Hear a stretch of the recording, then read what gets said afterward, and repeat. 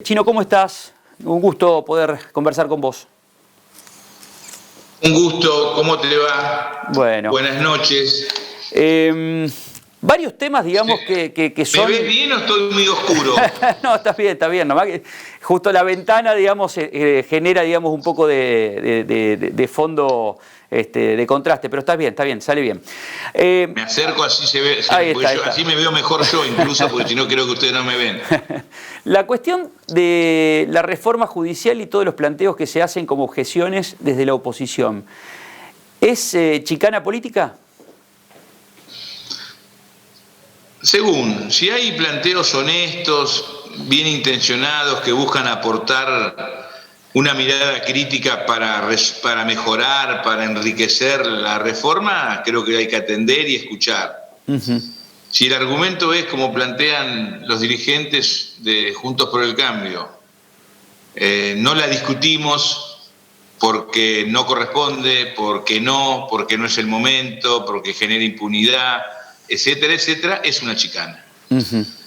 Cuando el presidente presenta el proyecto y anuncia la conformación de una comisión asesora para discutir cuestiones vinculadas a la Corte, ley por jurado, juicios por jurado, Consejo de la Magistratura, etcétera, la oposición mayoritaria no concurre directamente. Es decir, se opone sin conocer el contenido de la reforma. Uh-huh. Y a partir de ahí hay toda una campaña donde el eje es: esta reforma busca generar impunidad, sobre todo busca salvar de los procesos que tiene a la presidenta Cristina Kirchner, de los procesos que tiene.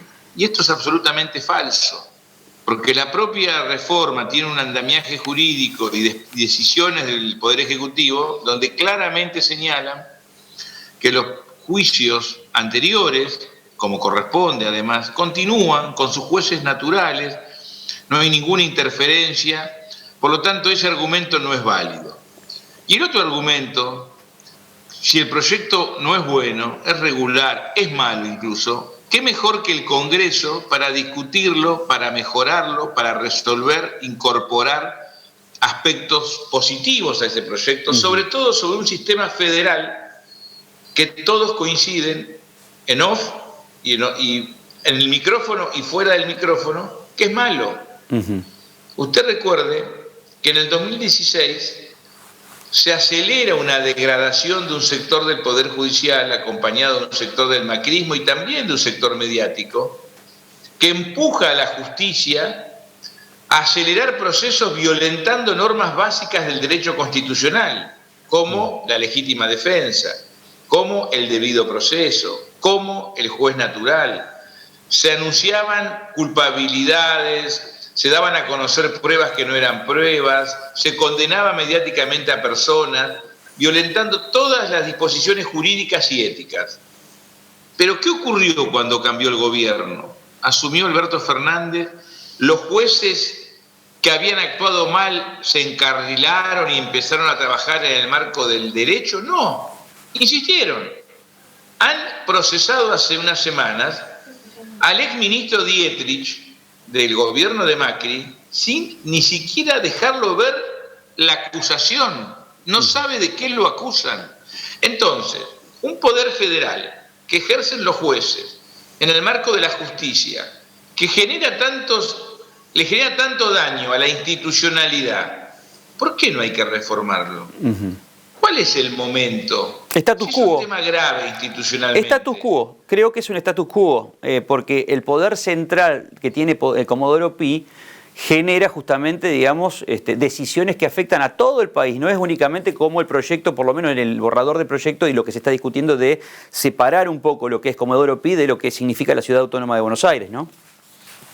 Sí, además, consolidar la justicia federal en el interior de la Argentina. Claro. Que es un proyecto de Pinedo, Schiavone, es decir, de senadores del macrismo, que nosotros lo tomamos como propio, porque no nos parecía malo, lo que habla de la amplitud del proyecto. Uh-huh. Pero le repito, yo no me molesta que digan que el proyecto es malo o que el proyecto es cuestionable. Lo que no entiendo, cuando se habla de consenso, de democracia, de instituciones, cómo la principal oposición se niega a dialogar. Uh-huh. En el ámbito donde tiene una cantidad importante de senadores, como es la Cámara de Senadores de la Nación, donde ellos podrían incidir positivamente. Le cuento, no participan de las comisiones, han decidido no comprometerse con el trámite parlamentario. Sin embargo, con la participación de colegios profesionales, de juristas, de especialistas en el derecho, de distintas ONG, se han incorporado una serie de reformas que mejoraron el proyecto, con lo cual queda demostrado que el oficialismo está dispuesto a modificar el proyecto. Si la oposición diera un paso adelante y cumpliera con su deber político e institucional, que es discutir las leyes en el Congreso, seguramente esa ley sería mejor. Pero no dar el debate es como un equipo de fútbol o un equipo de básquet o de handball o de vóley que cuando tiene que entrar a la cancha no entra. ¿Por qué? Porque no me gusta el árbitro, no me gusta la pelota, no me gusta cómo está marcada la cancha. Lo que no hay es voluntad de jugar. En esta crisis tan grave que afronta la Argentina, todos tenemos que jugar, todos tenemos que actuar, todos tenemos que intervenir de acuerdo a nuestras convicciones. Yo no le pido a Cambiemos que piense como nosotros, que le pido que participe, que debata, que discute y que mejore nuestro proyecto. Y en términos de el Frente de Todos, ¿cómo están las cosas? Porque hay sectores, digamos, inclusive que uno piensa que estarían dentro de la discusión, pero también se conocen que hay muchos matices dentro del Frente de Todos. Por ejemplo,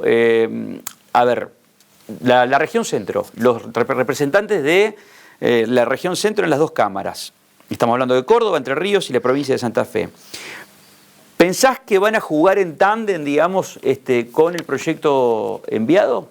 ¿Con el proyecto, digamos, que se está discutiendo de parte del gobierno central? Primero,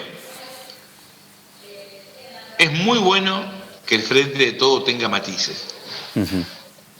No sería bueno un frente monolítico donde todos pensáramos lo mismo. La Argentina vive una crisis grave que viene de arrastre de hace muchísimos años.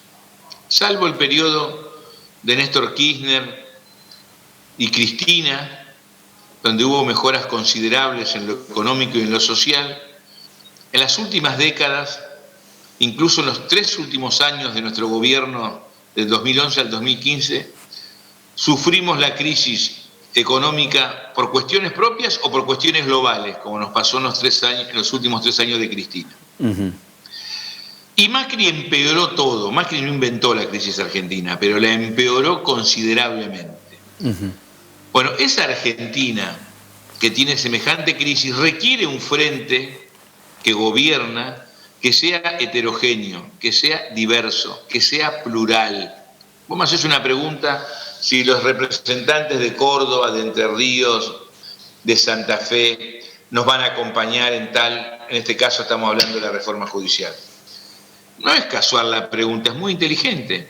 ¿Por qué? Porque los representantes de esas provincias tienen una composición social, una base electoral, una realidad económica distinta a las provincias de la Patagonia, a las provincias de Cuyo, a las provincias del NEA, del NOA, a la provincia de Buenos Aires.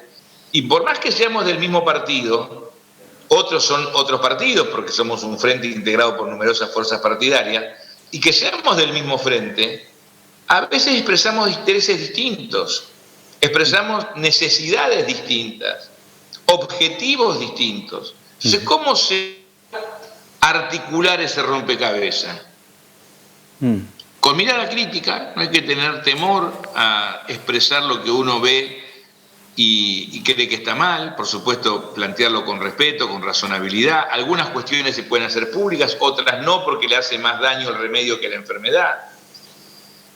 Pero siempre con sentido común y con una vocación de servir al conjunto, no solamente al Frente de Todos, porque el Frente de Todos gobierna a los 44 millones de argentinos, los que piensan como nosotros, a los que están un poco más lejos de nosotros, a los que marcharon el lunes pasado, y muchos nos insultaron, nos agraviaron, nos descalificaron, también son argentinos y también debemos cuidar su salud, también debemos respaldar sus acciones económicas, tratar de que no salgan del mapa económico para que cuando reactivemos estén de pie trabajando y si se caen ayudarlos a poner de pie y ponernos juntos de pie para sobre el trabajo y la producción reconstruir la Argentina. Por eso la heterogeneidad no es mala, todo lo contrario. Si la heterogeneidad sirve para pelearnos y no escucharnos, bueno, es un error, pero si la heterogeneidad sirve, como conduce Alberto Fernández como presidente de la Nación, para escuchar, sintetizar, buscar la forma de ir armando este complejo rompecabezas que es el frente de todos, y a su vez armar el otro rompecabezas que es la realidad argentina, que también es muy diversa, es muy difícil resolver los problemas si no se asume el pluralismo y la diversidad de ideas. Queda claro y ha sido el mensaje del presidente. Ahora el análisis que yo hago es, ya hay antecedentes, digamos, de que el peronismo se une cuando es oposición, en este caso, digamos, en los 4 años, digamos, creo que se abroqueló muy bien en los últimos 2 años de la gestión Macri, y dejaron, digamos, los egos, las diferencias inclusive ideológicas, etcétera, etcétera, y fueron como justicialismo frente de todos. Ahora, hay antecedentes del famoso fuego amigo también, el internismo. Cuando es oficialismo el peronismo, ¿no? Son cuestiones que son anecdóticas. Puede haber fuego amigo, puede haber críticas, vanidades, enfrentamientos, ambiciones que chocan. Pero cuando hay una política que se pone por encima de la situación individual o grupal de uno u otro sector, y cuando esa política está anclada en los intereses y necesidades de millones de argentinos, esa internita queda de lado, casi como una caricatura.